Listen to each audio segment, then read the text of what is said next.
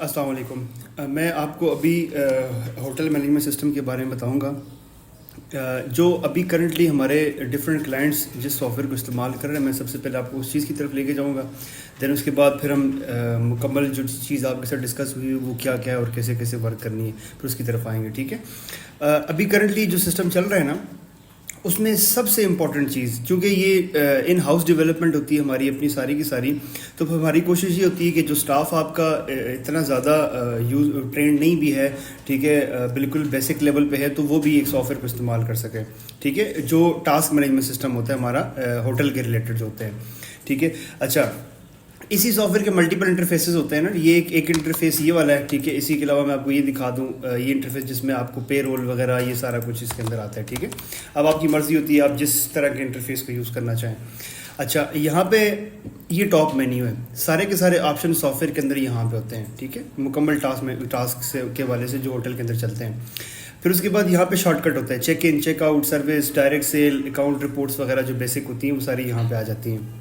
यहाँ पे आपकी रूमिंग लिस्ट होती है, कौन कितने रूम है आपके पास टोटल, वो सारे के सारे यहाँ पे आते हैं। उनमें से कौन से रिजर्व हैं वो यहीं पे आपको क्लियर गेम्स यहीं पे वन क्लिक में आ जाता है। ठीक है, उसका मुकम्मल ओवरव्यू आ जाता है कि 106 जो है वो फ्री है। ठीक है, और 107 जो है वो रिजर्व है। तो यहाँ पे आप देखें टोटल जो फ्री हमारे पास 106 है, और रिजर्व अभी जो करंटली चल रहे हैं वो 16 रिजर्व चल रहे हैं।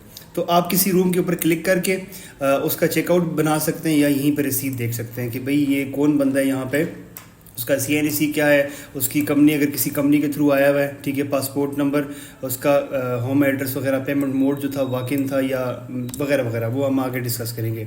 अराइवल डेट्स, ठीक है, डिपार्चर डेट और नेशनलिटी, जो आप जो डिटेल्स आप वहाँ पे फिल करेंगे यहाँ पे आ जाती हैं। उसके पास अगर एक ही रूम था तो यहाँ पे आ जाएगा। मल्टीपल रूम्स भी अगर होते हैं ना, 107, 108, 109, तो यहाँ पे वो मुकम्मल डिटेल आ जाएगी। फिर उसके अंदर पर्सनस कितने हैं, ये एडल्ट प्लस किड्स।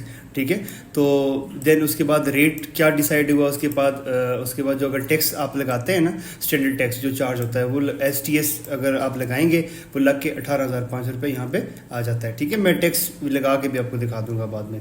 उसके बाद जो पेमेंट इन्फॉर्मेशन हुई है ना, पेमेंट आप मल्टीपल बेसिस के अंदर भी कर सकते हैं। एक तो डाउन पेमेंट होती है, ठीक है, जो आप बिफोर चेक इन जो देते हैं। ठीक है, जब भी आप अपनी प्री बुकिंग्स करते हैं, ठीक है, वो यहाँ पे आ जाती हैं। ठीक है, उसके बाद अगर आप मल्टीपल बैचेस में पेमेंट करते हैं, जिस तरह इसको बोलते हैं check in advance, CI advance. ठीक है, चेक इन एडवांस, तो चेक इन के टाइम पे जो उसका एडवांस पे हुआ था वो इतनी अमाउंट थी और इस तारीख को हुई थी। ठीक है, डेट और कैश में ही किया गया था। इसके अलावा जो बाकी तो यहीं पे आगे ये बेसिकली चेक इन प्रिंट है, आप निकाल के उसको देंगे तो यहाँ पे आपकी डिटेल्स भी लिखी होंगी। ठीक है, और यहाँ पे आपने अपनी सारी डिटेल्स लिखती हैं कि भाई क्या क्या करना है आपने, और आपकी डिटेल्स क्या हैं कि आपने कोई भी मतलब प्रिकाशनी मरीज हो गए, वो सारा कुछ आपने यहाँ पे लिखना होता है। ठीक हो गया। अच्छा, ये हो गया। अब यहाँ पे हम आ जाते हैं ना। ठीक है, कोई भी यहाँ पे आपने फॉर एग्जांपल चेक इन बनाना है, तो यहाँ पे चेक इन पे क्लिक करेंगे। ठीक है, ऊपर 3 फिल्टर्स आते हैं, फ़ोन नंबर से, इनवाइस नंबर से, CNC से। एक तो जो प्री बुकिंग्स होती हैं ना, जो वेबसाइट से होती हैं या आपकी ऐप से होंगी, ठीक है, या बिफोर यहाँ पर हो जाती हैं, तो उनका एक इनवाइस नंबर यहाँ पे हमने, असल में हमारा मेन पर्पस होता है कि हम इस चीज़ को इतना ईजी रखें, इतना यूज़र फ्रेंडली हो कि कोई बंदा भी यूज़ कर सके।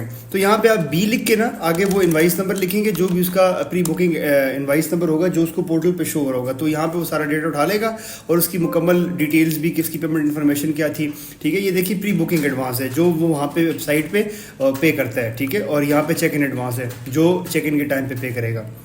दोनों केसेस आपके पास अवेलेबल होते हैं। ठीक है, आप जो भी चूज़ करना चाहें। कस्टमर का नाम, नेशनलिटी, प्रोफेशन, ID कार्ड, ये मुकम्मल फॉर्म आप फिल करते हैं। Check in date, checkout date जो है वो अगर तो आपने यहाँ से डेटा उसकी उससे उठाया है, प्रोफाइल से उठाया है, तो फिर वो automatically check in checkout date वो वहाँ पे चूज़ कर लेता है। ठीक है, इसके अलावा मोड्स होते हैं। ठीक है, वॉक इन मोड्स होते हैं, B&B, bed and breakfast BTC होता है, ऑल BTC होता है। ठीक है, ये होटल की लैंग्वेज में आप समझते होंगे कि कुछ आपके पास ऐसे आते हैं जिनको बेड एंड ब्रेकफास्ट जो होता है वो फ्री होता है, और कुछ कुछ होता है वो रेस्टोरेंट सिर्फ चार्ज किया जाता है, और कुछ को मुकम्मल किया जाता है, और कुछ ऑल ENT होता है, ठीक है, मुकम्मल इंटीग्रेटेड होता है। तो वो आप समझते सारी चीज़ों को, ठीक है। फिर उसके बाद रूम नंबर आप सेलेक्ट कर लेते हैं।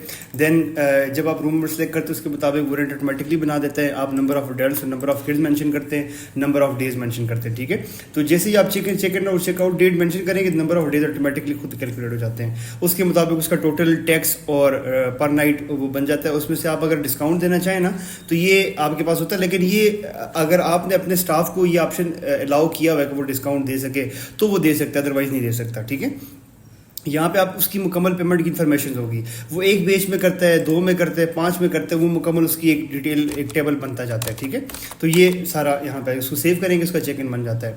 इसी तरह आप फ़ोन नंबर से फिल्टर कर सकते हैं CNEC। आप सिंपली जो बंदा भी चेक इन आया है ना तो वहाँ पर उससे पूछें कि भाई आपका मुझे CNEC दे दें, तो वो जैसे ही करेंगे तो उसके मुताबिक आपको सारी डिटेल दे देगा कि इससे पहले इसकी इनवाइस नंबर क्या थी, कोई पेमेंट की है नहीं की, मुकम्मल डिटेल आपकी मुकम्मल हिस्ट्री आपके सामने आ जाएगी।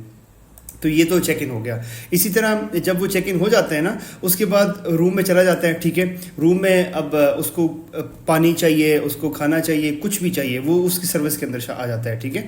तो यहाँ से आप रूम नंबर लिख के ना, ठीक है, जो भी रूम सेलेक्ट करते हैं उसके मुताबिक आप कर देते हैं जी कि उसको गिलास चाहिए, जो भी आइटम चाहिए सारा आप कर देते हैं, ठीक है। खाना वगैरह भी अगर चाहिए तो कर देते हैं।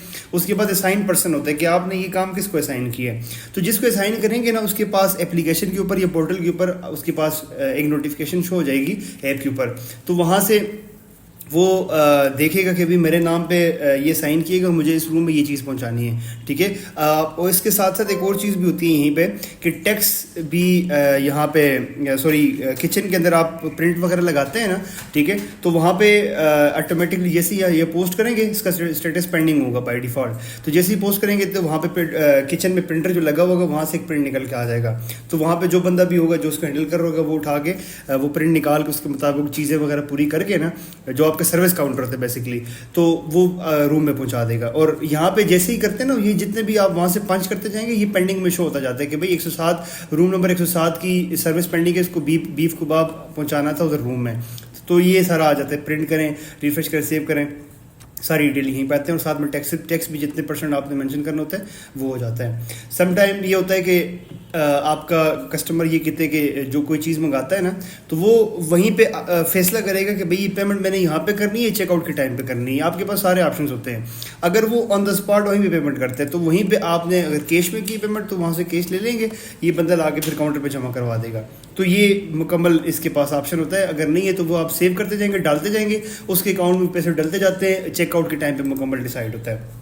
उसके बाद सर्विस के बाद फिर आपके रेस्टोरेंट सेल आ जाती है, ठीक है। रेस्टोरेंट सेल में आप ये सारी टेबल्स हैं जो आपके रेस्टोरेंट पे लगी हुई हैं, आप यहाँ पे टेबल सेलेक्ट कर देंगे। ये फॉर एग्जांपल ऑलरेडी टेबल जिसकी सेलेक्ट की हुई है, जो रिजर्व हुई है वहाँ पे सिस्टम मेंशन कर देता है कि भाई ये टेबल रिजर्व चल रही है। साथ साथ आपके पैरेलल रेस्टोरेंट भी चलेगा, ठीक है। ये मैंने एक टेबल रिजर्व कर दी, इसके अंदर आपने अगर फॉर एग्जाम्पल ये एक सूप डाल दिया, ठीक है, इसके अंदर स्वीट एंड सार चिकन डाल दिया आपने, बारबेक्यू में आपने रेशमी का, जिस पे क्लिक करते जाएंगे ये आता जाएगा, ठीक है। अच्छा, उसके बाद इसके अलावा अगर आप फॉर एग्जांपल शॉर्ट कीज़ पे आपका जो स्टाफ है उसका हाथ अच्छा चलता है, वो तेज़ी से काम करना ज़्यादा पसंद करता है कीबोर्ड से, तो वो उसके पास हमने शॉर्ट कीज़ भी उसको दी हुई हैं, ठीक है। तो यहाँ से भी वो कर सकता है। उसके बाद यहाँ पे अगर टैक्स आपने फिक्स किया हुआ होगा तो वो ऑटोमेटिक लगेगा। आप ये देखें ये नॉन एडिटेबल है, इसको आप ही नहीं एडिट कर सकते हैं। ये जब आप फाइनलाइज करते हैं कि हमें इतना टैक्स चार्ज होता है और वो कैपरा को जाता है कि नहीं जाता। अगर कैपरा को जाता है तो यहाँ से वो भी मेंशन हो जाता है कि हम लिंक कर सकते हैं। कैपरा के साथ होता है, SRB के साथ है, ठीक है। जो भी अथॉरिटी आपकी टैक्सेशन को हैंडल करती है उसकी API के साथ ये सॉफ्टवेयर जो है ऑटोमेटिकली कनेक्ट हो जाता है और आपका डेटा सारा का सारा उसको भिजवा देता है, ठीक हो गया। इसको आप सेव कर सकते हैं। किचन प्रिंट निकलता है, प्री प्रिंट निकलता है, पेड होता है।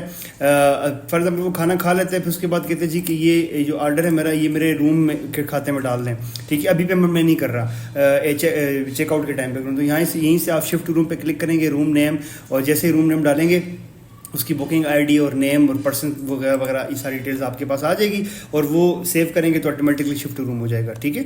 इस तरह कन्वर्ट टू क्रेडिट, ठीक है। यहाँ पे मुख्तलिफ केसेस होते हैं कि फॉर एग्जांपल ओनर के जानने वाले आ गए हैं या कोई ऐसा बंदा आ गया वो ये कहता है कि भाई ये पेमेंट जो है वो मैं वहाँ से अप्रूव करवाऊँगा तो फिर आपको मिलेगी। तो यहाँ पर आप इसका जितना भी उसने खाना वगैरह खाया, जितनी बिल बनी है, जिस तरह 7,000 रुपये की बिल बनी, तो आप कन्वर्ट टू क्रेडिट करेंगे ना तो आपको फुल बोर्ड की एक आईडी आपसे डिमांड करेगा, ठीक है। ये बेसिकली अकाउंट होता है जो पेंडिंग हो जाता है उसके खाते पे, तो ये आप प्रोवाइड करेंगे। अगर नहीं है तो यहीं से क्रिएट कर सकते हैं, ठीक है। फॉर एग्जांपल यहाँ पे आप क्लिक करें तो यहाँ पे आप डिटेल देते हैं कि ये बंदा कौन है, किस कंपनी से आया है, ठीक है। कॉन्टैक्ट नंबर क्या है, इसका अराइवल डेट क्या थी, डिपार्चर, रूम रेंट फॉर, ठीक है। अगर उसने रूम रेंट पे लिया हुआ नहीं है, ये बेसिक एक अकाउंट बना देंगे अगर बाकी डिटेल्स ना भी प्रोवाइड करें, सिर्फ उसका नाम देके और उसका नाम और कॉन्टैक्ट नंबर। तो ये डिटेल्स वगैरह आप सारी प्रोवाइड कर सकते हैं, करके आप फाइनलाइज करेंगे, उसका अकाउंट क्रिएट हो जाएगा और यहाँ से आप उसमें शिफ्ट कर देंगे। कम्प्लीमेंट्री सम टाइम ऐसा होता है कि ओनर का रेफरेंस से कोई बंदा आ गया या इस तरह का कोई भी है जिसका कम्प्लीमेंट्री खाना है, तो वो आप यहाँ पे कम्प्लीमेंट्री मार्क कर देंगे। सिस्टम आपको अलग से रिपोर्ट दे देगा कि ये खाना आपकी तरफ से फ्री गया है और आपके वो मंथली लॉस में डाल देगा या प्रॉफिट लॉस में से उसमें से निकाल देगा, ठीक हो गया। यहीं पे ऊपर ऑप्शन होते हैं एंड शिफ्ट के बारे से, क्रेडिट सेल्स, सेल रिपोर्ट्स होती हैं, शॉर्ट कीज़ हैं, मेन्यू आइटम यहीं से आपको अगर अर्जेंट चाहिए वो कर दिया, एडिट रेट्स कर दिए, ठीक है। डाइनिंग और टेक अवे आप यहाँ पे कर सकते हो। तीसरा ऑप्शन भी होता है, वो अभी ऑफ हुआ है, आप ऑन कर सकते हैं, डिलीवरीज, ठीक है। अगर आप साथ में ये भी चलाएं तो कर सकते हैं। अच्छा, यहाँ पे तो रेस्टोरेंट की बात आ गई। देन उसके बाद अकाउंट की रिपोर्ट्स आ जाती हैं, ठीक है। एडवांस की रिपोर्ट्स आपने जितने भी एडवांस वगैरह लिए होते हैं ना, ठीक है, अपने अभी ये तो डेटा काफ़ी पुराना है, मुझे अब इसमें वो नहीं है कि इसमें रिकॉर्ड है कि नहीं है, जिस तरह अभी ये रिकॉर्ड्स हैं सारे, ठीक है, पुराने हैं। तो यहाँ पे इनवाइस नंबर आ जाता है, रूम नंबर, कौन सा रूम किया हुआ था, वॉक इन है, ठीक है, डेट कैश उसने की है या ऑनलाइन की है। यहाँ पे देखिए 3 चीज़ें, कैश, ऑनलाइन और कार्ड स्वाइप, ठीक है। तो आपकी मर्जी होती है, तो वो बता देता है कि भाई उसने ऑनलाइन पेमेंट इस बंदे ने की थी, इस डेट को की थी। तो आप ऑडिट पर्पज़ के लिए चीज़ों को इस्तेमाल कर सकते हैं, टोटल उसकी अमाउंट कितनी बनी थी।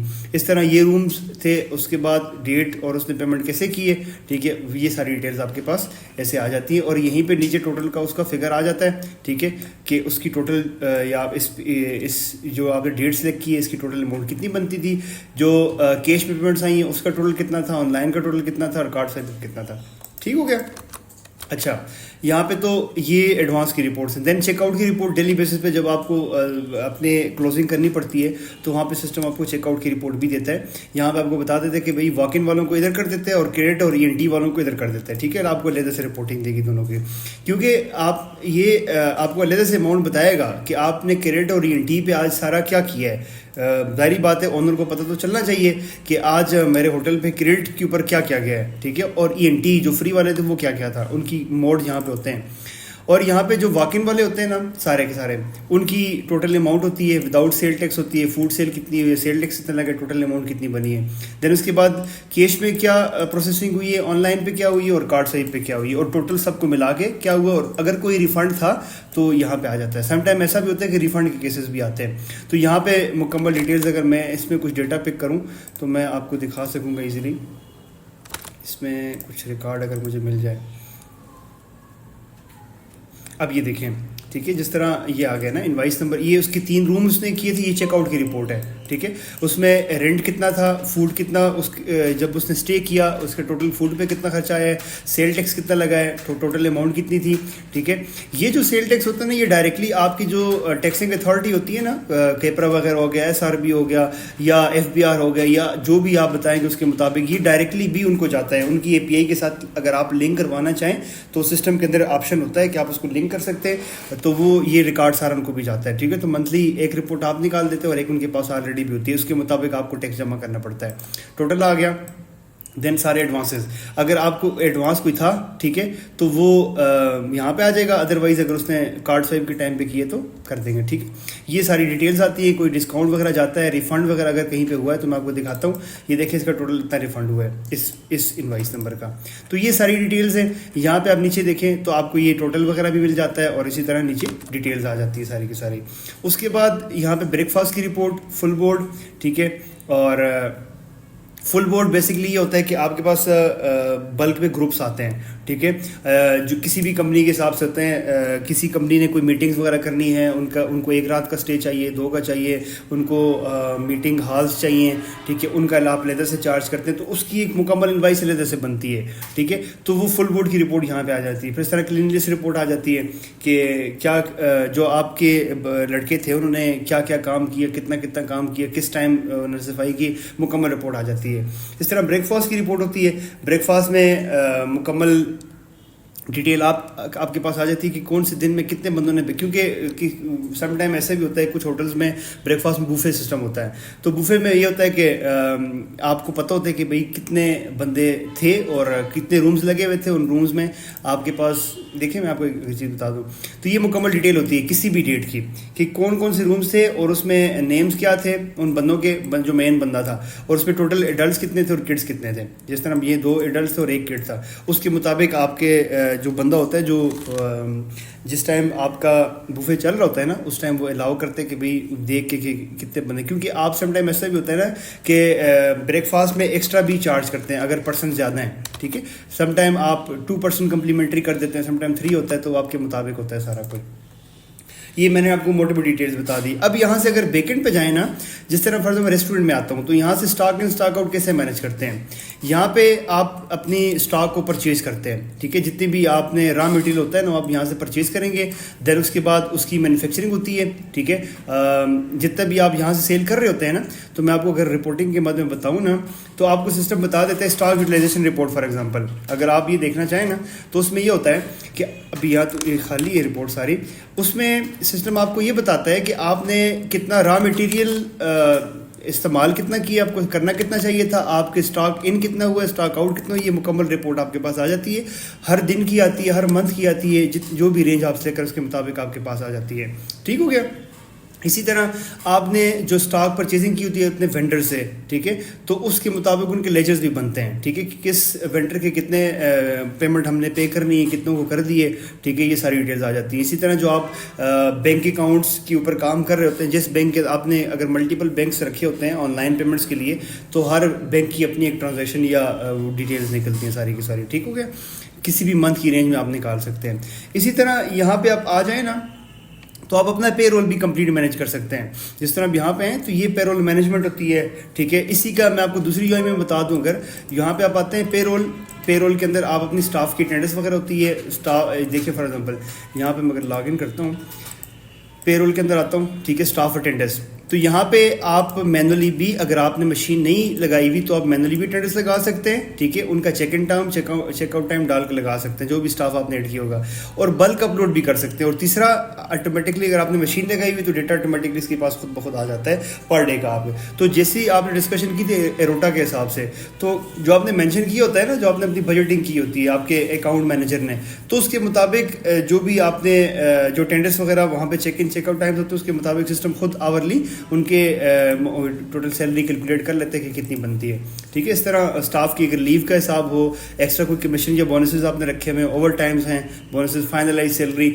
यहाँ पे पर मंथ की बेसिस पे ना आपका जो HR या फाइनेंस वाला बंदा अगर सैलरी फाइनलाइज करता है, तो उसके पास मुकम्मल रिकॉर्ड होता है, ठीक है। जैसे ही वो स्टार्ट डेट से करेगा तो उसके पास स्टाफ की लिस्ट आ जाती है, ठीक है, और वहाँ पे वो फिर प्रीव्यू करके उसके मुताबिक देखते हैं कि भाई किसका कितना सैलरी कितनी बनती है, कितनी लीव्स हैं, डिडक्शन कितनी करनी है।